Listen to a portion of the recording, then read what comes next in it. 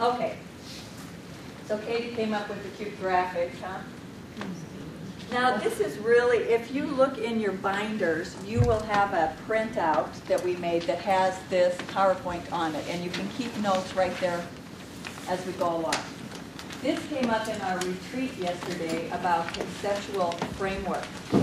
And we had a retreat at the college yesterday specifically to talk about getting accredited by INCATE. And one of the things that will come up when we have someone come in to take a look at our university and our college is to make sure that our students, our faculty, and you understand our conceptual framework. So I wanted to make sure, this is hot off the press, I just asked for the slide last night and popped it in about 10 o'clock last night, that we're working with the themes of a learning community. And some of you have handbooks that you already had. And some of you don't have handbooks yet. The thing we're going to try to about that, besides going electronic this way and being able to train people via video, audio, we're also going to try to go green. In other words, let's try to save a tree. So Monday, we're hoping it will be Monday, we'll send out an email to you that will have the link to this video and also the link to an electronic version of the handbook. The handbook we are in the middle of revising, but just a small revision. It's going to have to be revised even more. But the handbook has a whole segment on student teachers, what's their roles, the teacher candidate, the cooperating teacher, the university supervisor, and each one of those sections will have its own appendix. Well, there may be some of those that you can go ahead and just read right there on your screen. You don't need to print the whole thing out. And then other ones that are your forms that need to be printed out, Katie's printed those for you, and those should be in your binders today. If you're not here with us today, we apologize for that. We can also send you paper as well. Here's what we'll need for feedback from you. When I say going green, I didn't say going chintzy. We're not trying to not print something and then have you print the whole thing yourself. That's not the purpose there. So be free to give us feedback saying, you know what, that electronic version, that works fine. Or, you know what, we still need a paper copy. So with conceptual framework, let's go back to that. In the handbook, you will see a lot that it talks about themes of a learning community. And I was telling the teacher candidates this morning, I know from when I taught second grade, that if we had students come in and they weren't quite prepared, the first thing we'd say is, what did those first grade teachers do with them last year? And then when I taught fourth grade, and maybe it happened in fourth grade, we'd say, what did those third grade teachers do? And if you were kindergarten, you'd always be wondering what were the parents doing, because they weren't doing anything, obviously. And it happened to middle school, to high school, to college. Well, what I like about this learning community concept is that we are all in this together. And that's definitely how it's been approached with the teacher candidates, is that you are one of their team members. And we are going to help that teacher candidate learn. But now, with No Child Left Behind, and just accountability, we have to make sure that our university students are doing what they need to be doing out in the field as well. So that's through integration of ideas, cooperative endeavors, such as what we have going on right now, and respect for diversity. So we went over these 7 topics this morning. And some of these we will pause and we'll take time with as supervisors. Other ones we'll just fly right by. So we'll go through these 7 topics so that we'll all be of the same understanding, the same foundation as we start out. First of all, performance outcomes. There are 9 of them. And our students are supposed to be able to show these. They're supposed to be able to demonstrate knowledge of the disciplines and subject matter related to curriculum. They're supposed to be able to design interdisciplinary and discrete subject area instruction.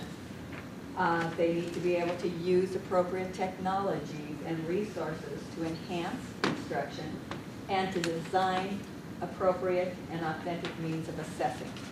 So those are chunked for a reason. where it says Section 1, Content and Pedagogical Knowledge. That's one of their grades. And I'll go over that too. I want to really hit the grading kind of hard today too. Again, so we're all of the same understanding.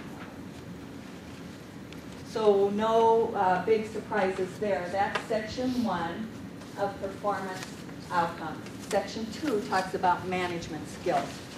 And this is Performance Outcomes 5 and 6. And 5 talks about instructional and behavioral management strategies. So number 5 actually has 2 subgroups, A and B. A, you'll be looking at the teacher candidates' instructional management skills.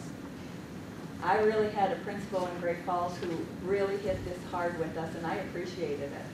If at the end of every period you're allowing the last 10 minutes for go ahead and chat with your fellow students, with your friends, you add that 10 minutes up every day, and that's 50 minutes out of that week just for that period that you've not used time effectively. We want to be helping our teacher candidates know how to use their time effectively, know how to be prepared with a plan A, a plan B, and a plan C. We talked a lot this morning about lesson plans, and I'll go over that with you as well. And we've had good conversations, Carolyn, too, about getting to school in the morning and thinking, I'll go ahead and do this, and then somebody, a parent comes in to meet with you, you better be ready the night before. So that's all part of instructional management. Probably one of the things we hear a lot about is the behavioral management. Well, when I went to school, we didn't have any classes on classroom management. That's not true anymore. There is a course here now that they take on classroom management.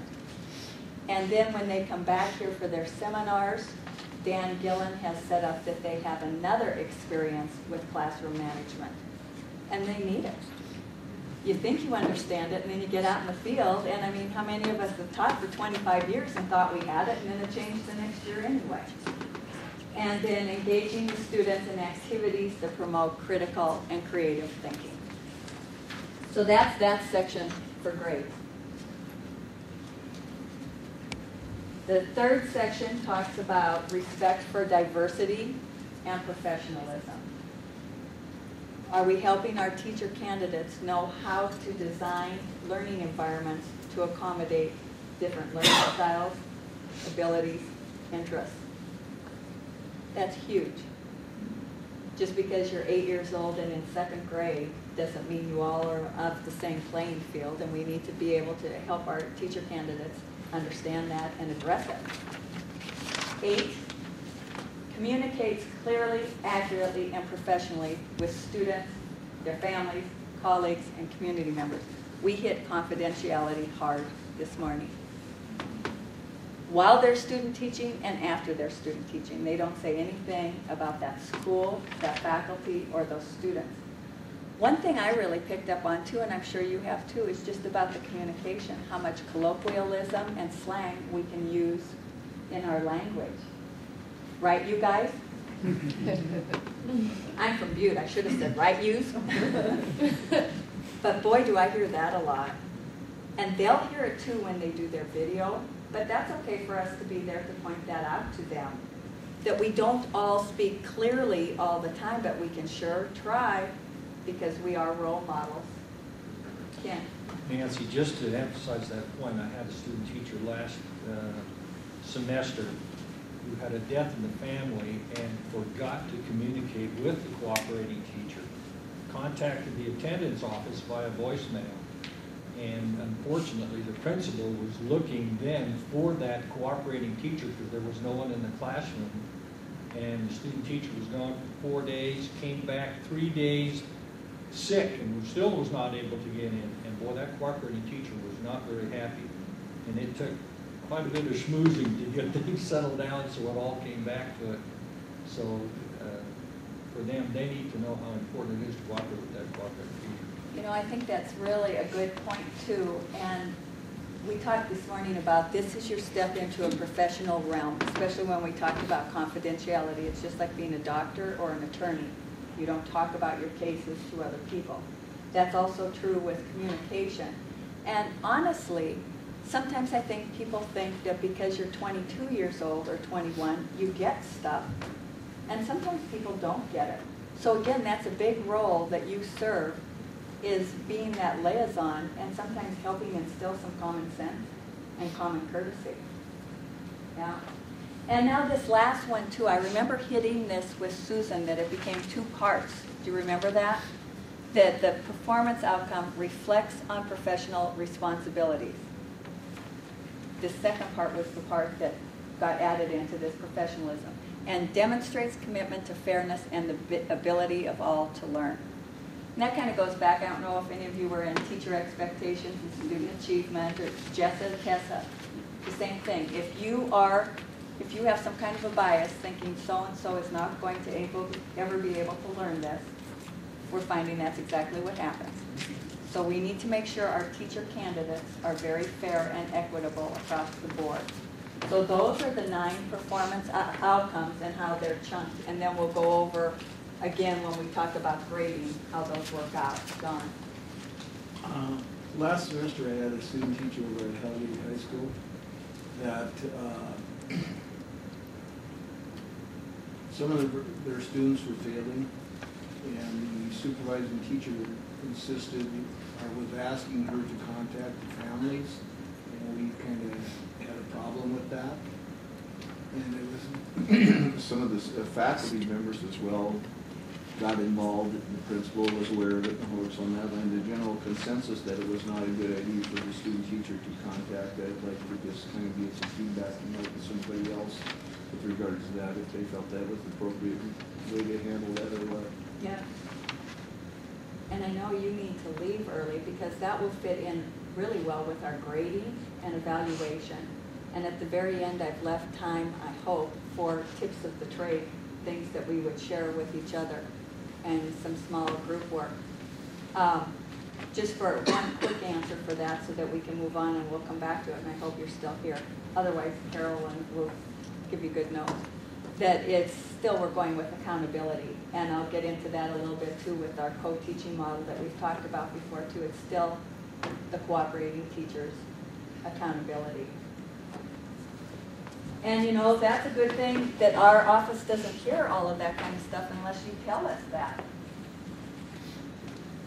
Professional behaviors, the rationale for professional behaviors, because you are a professional, we expect our candidates to value learning, personal integrity, diversity, collaboration, professionalism.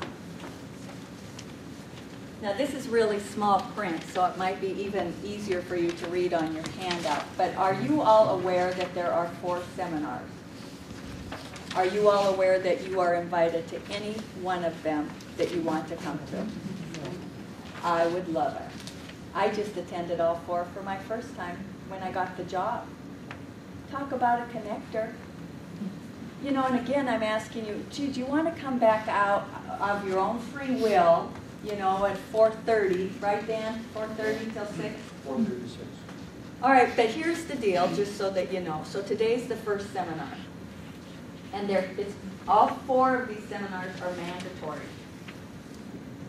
All 4 of these seminars are mandatory. They're part of their grade. If I get the grades from you and I know they haven't gone to a seminar, then I'm going to hold up their grade until they get that stuff done. So you might as well go ahead and tell them that, because I'm going to start hitting that pretty strong.